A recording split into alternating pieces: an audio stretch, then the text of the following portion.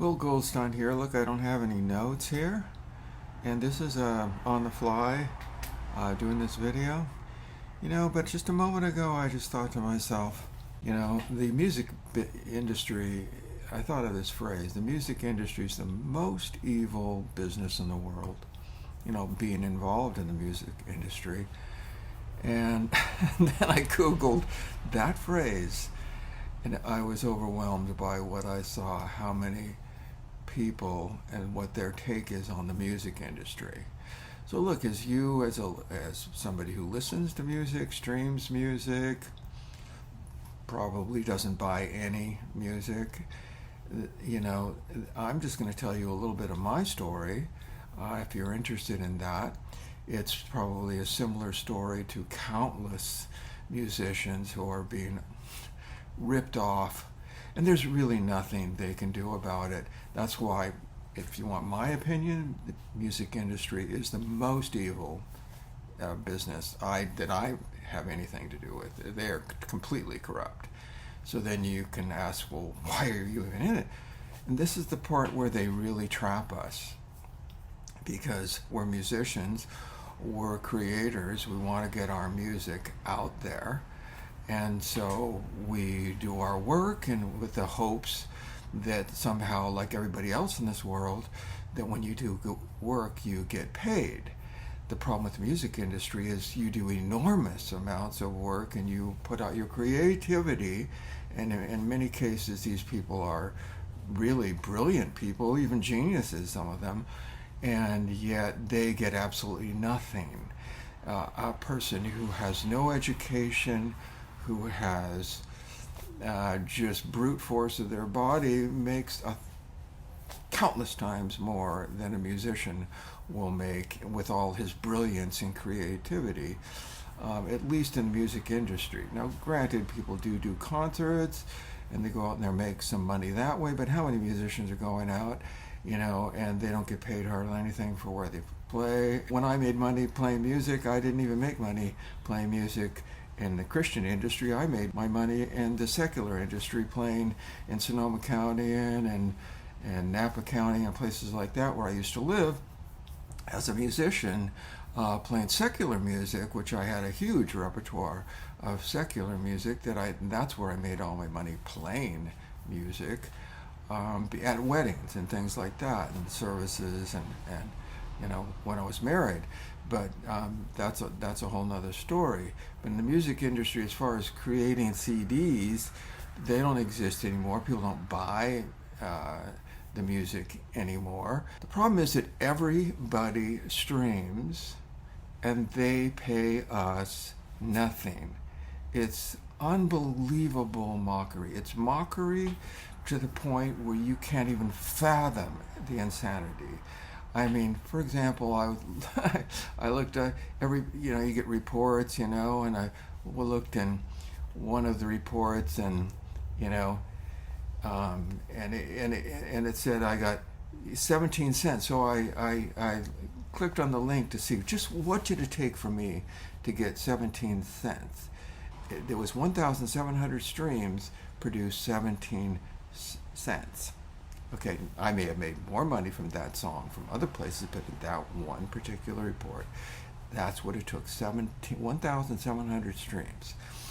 Now, that ought to tell you that they're paying us nothing, and they're making billions of dollars. They mock us, because we can say, well, you don't have to do it. Well, then I can't get my music out there. So the only way you get your music out there is for people to have an opportunity to listen to it. So they provide that for us. And so the idea is we're doing you and all your work a favor by we are taking and distributing your music so other people can hear it. The problem is we get absolutely nothing. So let me ask you, you have a job, you have work.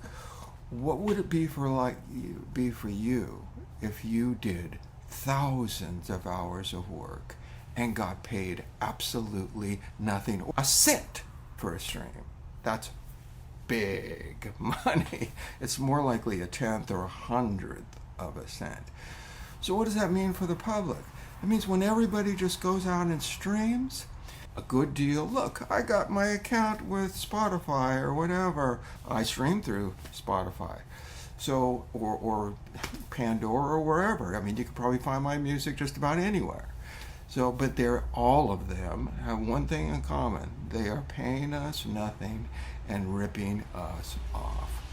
And I just think, I've been doing this for decades, and I really have made almost nothing out of it. Now, in the Christian music industry, I do make money, some of my money, but certainly not from streaming. Streaming is the biggest joke that could ever exist. I just was asking myself today, I was thinking of doing another digital album, and I'm thinking, how many hours is it going to take me to do that digital album? And I absolutely know they will mock me, and over a period of time I'll make cents, or in a year or two I might make $50.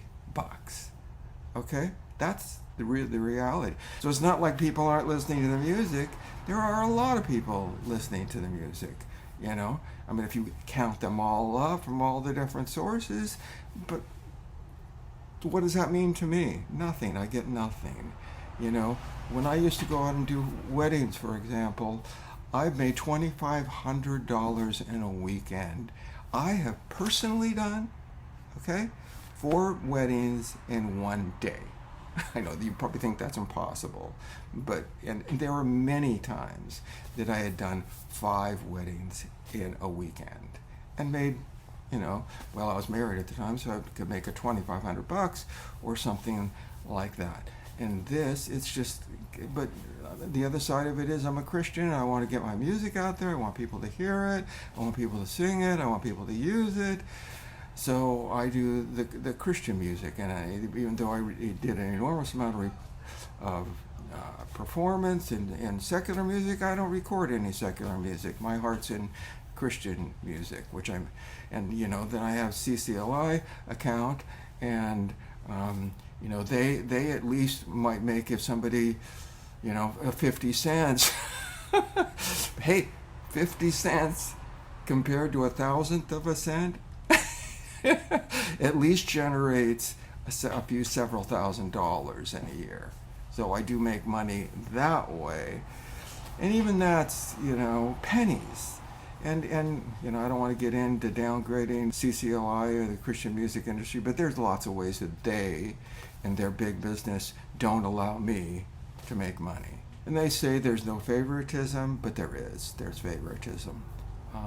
And they only allow me to make money in certain ways, and they allow other bigger businesses to make money in other ways. They only want to give those treats to businesses that are generating millions and millions of usages in churches, for example.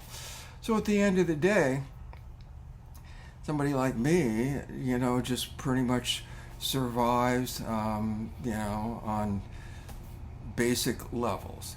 So what does this mean for you? You're probably just going to go out and continue to stream and say, well, you might even say, well, what a fool. Well, maybe I am a fool for Christ then.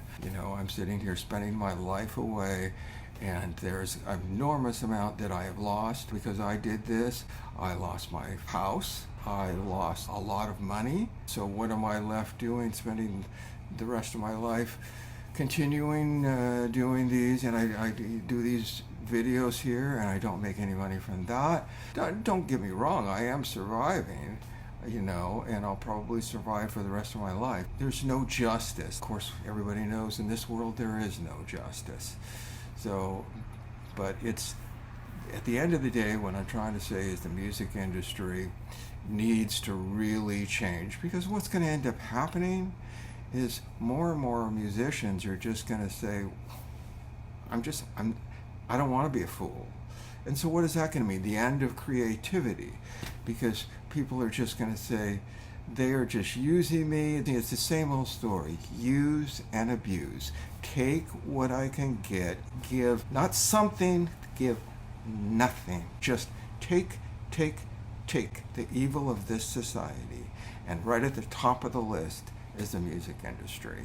So go ahead and stream your music, go ahead and stream your songs and pay whatever money, but realize they are giving us nothing.